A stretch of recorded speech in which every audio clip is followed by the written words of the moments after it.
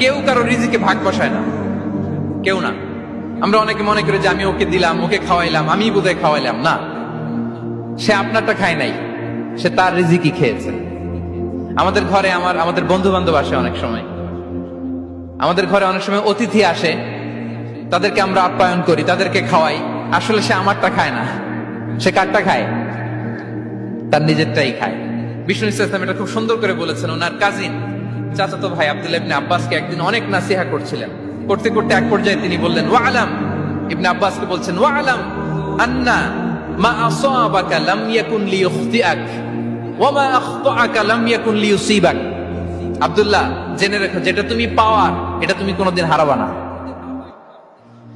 যেটা তোমার হওয়ার কথা ছিল ওটা তুমি কোনোদিন মিস করবা না। আর যেটা তুমি পাওয়ার কথা না, গোটা বিশ্বের সব শক্তিকে হাতের মুঠোয় আনলেও সেটার দেখা তুমি পাবে না, পাবে না।